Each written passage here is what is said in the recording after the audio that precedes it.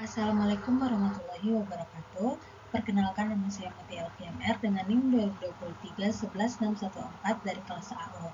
Pada kesempatan kali ini saya akan menjelaskan mengenai staffing, yang dimana ini merupakan tugas dari mata kuliah manajemen teknik. Pertama-tama perlu kita ketahui apa sih itu staffing. Staffing adalah proses menemukan, menyeleksi, dan menempatkan tenaga kerja yang tepat untuk mengisi posisi tertentu dalam sebuah perusahaan. Secara umum, staffing mencakup identifikasi kebutuhan tenaga kerja, perekrutan kandidat yang memenuhi kualifikasi, dan penempatan mereka dalam posisi yang sesuai. Selanjutnya, perlu kita ketahui bagaimana proses dari staffing. Ada beberapa proses staffing. Yang pertama adalah perencanaan.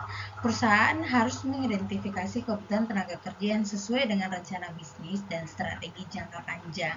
Ini melibatkan analisis kebutuhan sumber daya manusia berdasarkan jumlah, keterampilan, dan posisi yang diperlukan untuk mendukung operasi bisnis. Kemudian yang kedua, mencari dan menarik kandidat. Tahap ini yaitu adalah proses mencari dan menarik kandidat yang memenuhi syarat untuk mengisi posisi yang tersedia. Ini melibatkan publikasi lowongan kerja di berbagai media, baik melalui situs karier, media sosial, maupun platform profesional. Tujuan utama dari tahap ini adalah mendapatkan pool kandidat yang berkualitas dan sesuai dengan persyaratan pekerjaan. Yang ketiga adalah seleksi. Pada tahap seleksi, perusahaan menyaring kandidat yang telah melamar posisi melalui wawancara, tes keterampilan, dan evaluasi pengalaman. Proses seleksi ini bertujuan untuk memilih kandidat yang paling cocok untuk posisi yang tersedia berdasarkan keterampilan teknis, soft skill, serta kemampuan beradaptasi dalam lingkungan kerja perusahaan. Yang keempat adalah penempatan. Penempatan adalah proses di mana kandidat yang telah terpilih ditempatkan pada posisi yang sesuai di perusahaan. Perlu diingat bahwa penempatan yang tepat serta sesuai antar keterampilan dan tanggung jawab pekerjaan sangat penting untuk memastikan karyawan dapat berkontribusi secara efektif dan produktif. Yang kelima adalah orientasi atau onboarding. Setelah penempatan, karyawan baru perlu menjalani orientasi untuk mengenal lingkungan kerja, budaya perusahaan, serta peran tanggung jawab mereka. Proses onboarding yang efektif membantu karyawan beradaptasi lebih cepat dan memaksimalkan produktivitas sejak awal. Adapun tujuan dari staffing, yang pertama menempatkan orang yang tepat di posisi yang tepat. Staffing bertujuan untuk memastikan bahwa setiap posisi dalam organisasi diisi oleh individu yang memiliki kompetensi, kualifikasi, dan kepribadian yang sesuai. Yang kedua, memenuhi kebutuhan tenaga kerja. Staffing membantu organisasi untuk mengisi kekosongan jabatan sesuai kebutuhan operasional maupun strategis, baik dalam jangka pendek maupun jangka panjang.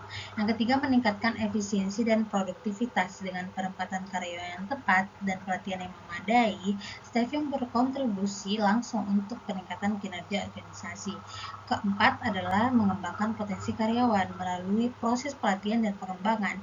Staffing juga bertujuan untuk meningkatkan keterampilan dan pengetahuan tenaga kerja agar siap menghadapi tantangan di masa depan.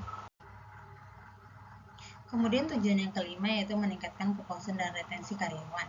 Staffing yang baik dapat menciptakan lingkungan kerja yang kondusif dan mendukung kesejahteraan karyawan, sehingga mereka lebih loyal dan bertahan lebih lama. Yang keenam, menjamin keberlanjutan organisasi.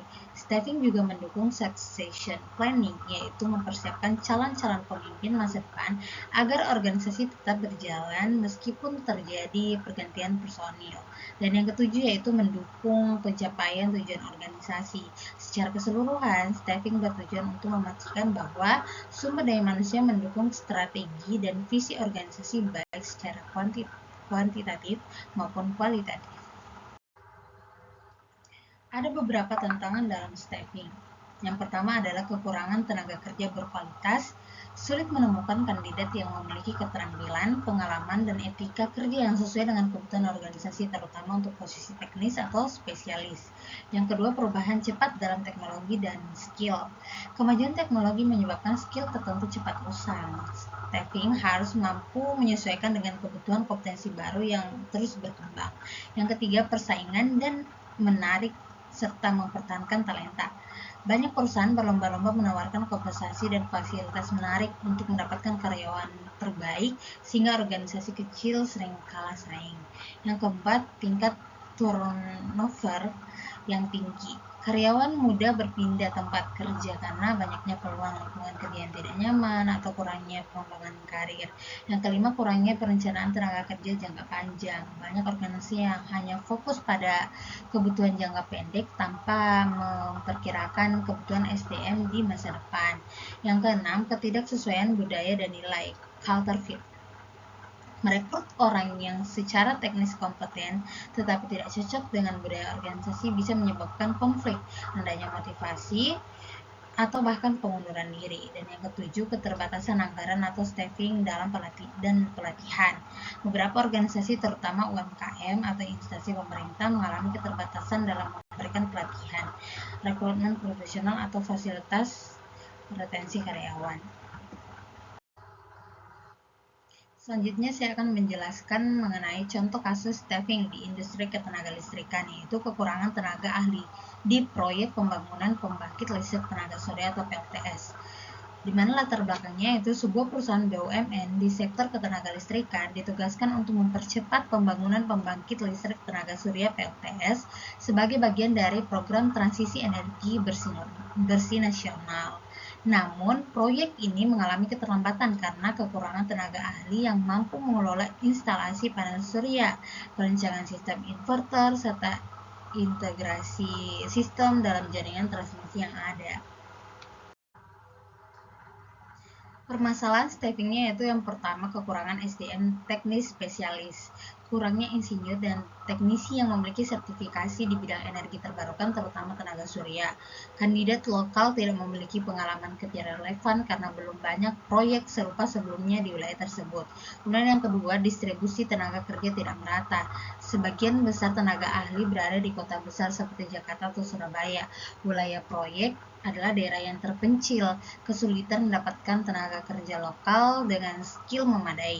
Yang ketiga, kesulitan retensi karyawan. Karyawan yang ditempatkan di lokasi proyek enggan bertahan lama karena minimnya fasilitas, lingkungan kerja yang sulit, dan jauh dari keluarga, serta banyak yang mengundurkan diri sebelum proyek selesai. Dan yang keempat adalah ketergantungan pada tenaga kerja outsourcing. Untuk mengisi kekosongan, perusahaan menggunakan vendor outsourcing, namun kualitas tenaga kerja ahli daya ini kurang terstandarisasi dan kerap terjadi masalah kontraktual. Adapun dampak terhadap proyek ini yaitu mengalami keterlambatan, biaya meningkat karena kebutuhan pelatihan kilat dan pergantian personil, kemudian target penyelesaian pembangunan PLTS untuk mendukung elektrifikasi desa menjadi tertunda, dan reputasi perusahaan di mata publik dan pemerintah ikut terdampak.